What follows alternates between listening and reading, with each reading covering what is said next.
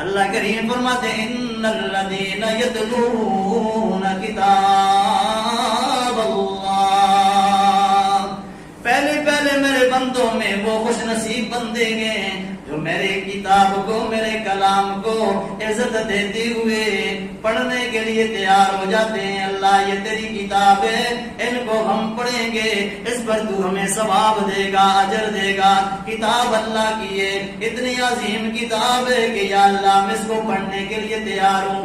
ان الذین یتلون کتاب اللہ، دو نام ہے قرآن کے، ایک نام تو کتاب اللہ ہے، ایک نام کلام اللہ ہے۔ کتاب اللہ اس لیے کہ کاٹھی کے اندر ہمیں پت ملتا ہے، ہم بازار جائیں قرآن خریدیں، پیسے دے دیں، ہمیں وہ نسخہ ملے گا جو کاٹھی اوپر چڑھی ہوئی ہوگی۔ جب کاٹھی کو کھولیں گے سورۃ الفاتحہ پہ بسم اللہ نظر آئے گی، والناس کی سین پر یہ قرآن ہمیں نظر آئے گا، اوپر کاٹھی ہے، اس لیے کہتے ہیں کتاب اللہ۔ ان الذین یتلون کتاب اللہ، اور اتنی خوش نصیب کتاب ہے کہ یہ کلام اللہ بھی ساتھ ہے۔ کلام اللہ کا کیا معنی ہے؟ جیسے آپ پڑھتے گئے ایسے میرے رب نے بھی اس کو پڑھا ہے، اور جو کام آپ کریں وہ کام میرا رب بھی کرے۔ بتاؤ کتنی خوش نصیبی کی بات ہے۔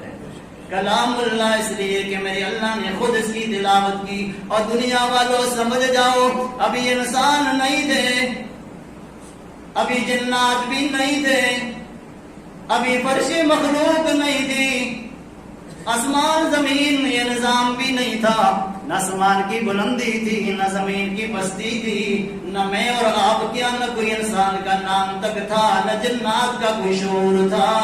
مالک کائنات نے فرشتوں کے سامنے قرآن کی خود تلاوت کی، قرأ یاسین طٰہٰ قبل ان یخلق السماوات والارض۔ مالک کائنات نے قرآن مقدس کی وہ دو صورتیں ہیں جن دو صورتوں کے شروع میں عظمت قرآن موجود ہے، دونوں صورتوں کی تلاوت شروع کی، قرأ یاسین طٰہٰ، پڑھنے والا میرا اللہ اور پڑھے جانے والی کتاب، کتاب اللہ، کلام اللہ۔ اللہ کریم نے کب پڑھا؟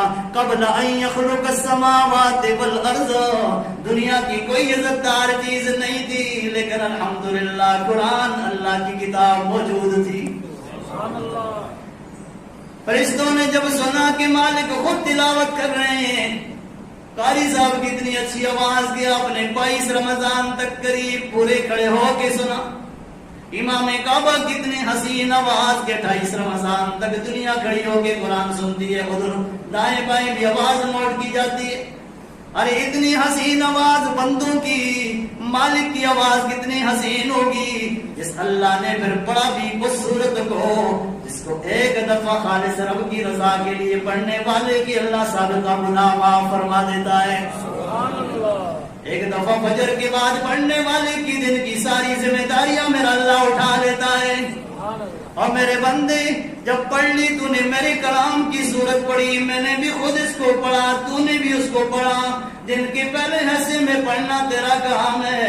قضیت حوائجہ، جن کی ساری ضرورتیں میں رب تیری پورا کروں گا۔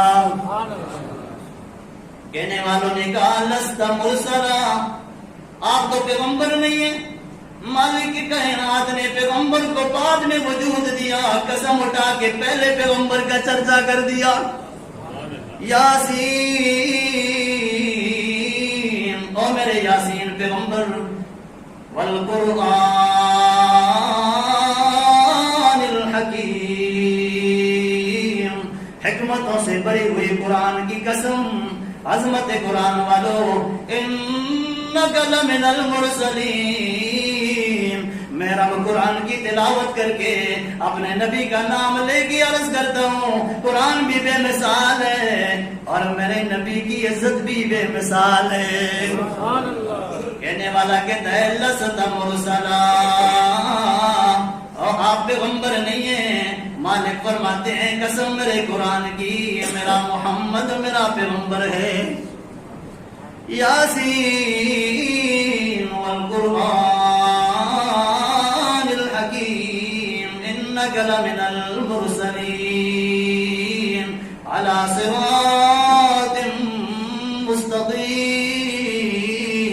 اور میرے پیارے پیغمبر، آپ کو کہنے والوں نے کہا مجنون ہے، آپ کو کہنے والوں نے کہا کائن ہے، آپ کو کہنے والوں نے کہا شاعر ہے، آپ کو کہنے والوں نے کہا لوارث کو کچھ سکھا رہا ہے، یہ تو بے دین ہو چکا ہے، یعلمہ بشر۔ اور میرے پیارے پیغمبر، میں عرض کرتا ہوں علی صراط مستقیم، آپ تو ایسے واضح راستے پہ ہیں کہ آپ کی اتباع کرنے والے کبھی ناکام نہیں ہو سکتے۔ اور دوسری سورت کی تلاوت کی، طٰہٰ مَا أَنزَلْنَا عَلَيْكَ الْقُرْآنَ لِتَشْقَىٰ إِلَّا تَذْكِرَةً لِمَن يَخْشَىٰ۔ ادھر بھی کا تنزیل العزیز الرحیم، ادھر بھی کا تنزیل نازل کرنے والا اس سورت کو بھی میں اللہ ہوں، اور نازل کرنے والا اس سورت یاسین کو بھی میں اللہ ہوں۔ جب قرآن کو نازل کرنے والا میں اللہ ہوں، دنیا ختم کرنے کے لیے خود ختم ہو جائے گی، میرا قرآن پھر بھی باقی ہوگا۔ مل کے بولو سبحان اللہ۔ نہ گھبراؤ مسلمانوں، نہ گھبراؤ مسلمانوں، اللہ کی شان باقی ہے۔ نہ گھبراؤ مسلمانوں، اللہ کی شان باقی ہے۔ ابھی اسلام زندہ ہے، ابھی قرآن باقی ہے، اور انشاءاللہ یہ باقی رہے گا جب ہم قدر کریں گے۔ کیونکہ قدر نہ کر سکتے تو باقی نہیں ہے، قدر کریں گے، پڑھیں گے، سنیں گے تو یہ باقی ہوگا انشاءاللہ۔ طوبیٰ